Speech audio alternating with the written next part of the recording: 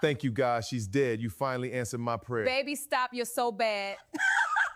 But honestly, thank God. I told her from day one, you cannot hold a man by cooking and suffering. Finally, I can breathe. That woman drained the life out of me just by waking up every morning. Poor thing. She cooked and cleaned her whole life thinking that's what love looks like. Some women never learn.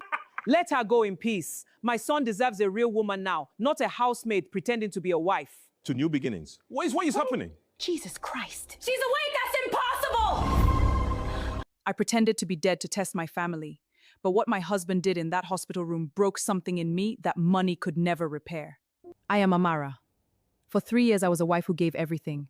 I woke before sunrise to cook his meals. I knelt to serve his mother. I loved this man with a loyalty that asked for nothing in return. To them, I was nothing but a poor, useless housewife. But what none of them knew was that the woman washing his clothes was a billionaire who owned the very hospital bed I was lying on. I hid my wealth because I wanted to be loved for me, not my money. But the day I pretended to be dead, I finally heard the truth. I lay there, unable to move, unable to speak, while my husband stood over my body and laughed. The woman beside him laughed too. His mother thanked God that I was gone. They began planning my funeral, while my heart was still beating, while my tears were still falling, while I heard every single word. But they forgot one thing. I was not dead, I was awake. And I was listening. So why would a husband celebrate the death of the wife who gave him everything?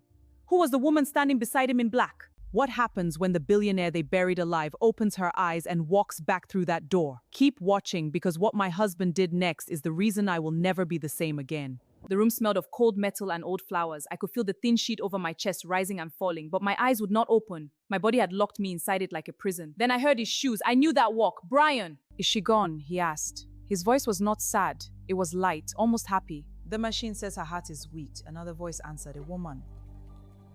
I knew then. The woman he denied for 2 years was standing beside my bed. Thank God I'm finally free. Brian breathed out, like a man setting down a heavy bag. A tear slid down the side of my face. I felt it crawl into my ear. I wanted to scream. I could not move a finger. Don't cry for her now. They both laughed. Then his mother's voice cut through the room, cold as ice water. She was never good enough for my son. A poor village girl with nothing.